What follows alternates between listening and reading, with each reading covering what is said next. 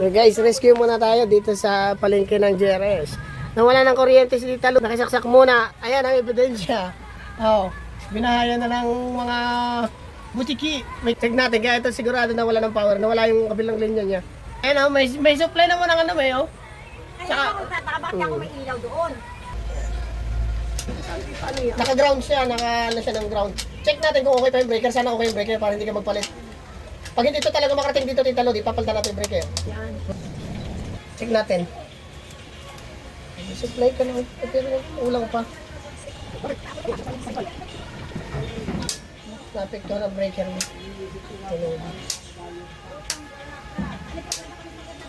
Kasi pag reset naman ito, ibababa mo lang siya ng sagad eh. Check natin. Wala, lakas na. Wala, kulang. Nadali ang breaker mo, Tita Lodi. Palitan, Tita Lodi, ang ano mo. Breaker? Ang breaker. Na mapapakita ko sa iyo. Iilaw yan. I-recta ko dito sa ibabaw. Babypass natin. Ano lang, itatap ko lang. Papakita ko lang. Makuryente ka ha? Hindi. Ayan o, umilaw na. Sira ang breaker mo. Papalitan natin breaker. Sira na. Naputukan niya na ano, gawa na natin ng ano eh.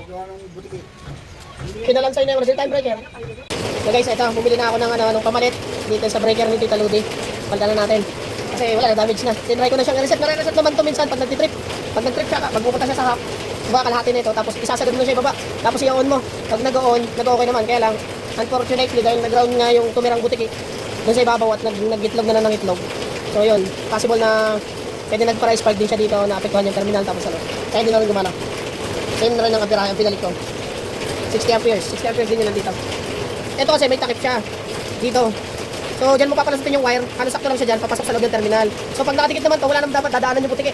Kaya nangyari, open na open sa ibabaw kasi pinasok nga niya dito yung wire. Kaya lang, nakatanggal naman to, nakabukod, nakaangat. Ay di pasok na pasok ang butiki sa loob. So yun ang maganda dyan dapat ano. So ayoko kung napansin nung nag-install o baka natanggal lang. Pero yun ang safety nito eh, kaya may takip na ganito. So may bubutasin ka na dito. Ito, ikakat lang o may ano na nga o. Kumbaga may ano na siya para doon ka mag-cut. Meron din sa baba. So dapat talaga maganda isama pa rin to kasi para hindi makalusot yung mga lagay ng mga butiki na tumitira usually sa mga ganito na breaker. Install na natin. Ito, ingat na kayo kasi ito live to kasi galing na to sa fuse.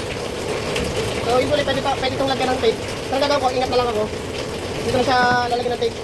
Dapat huwag yung pagdikit ito dalawang terminal. Kasi live yan. Tututok yan.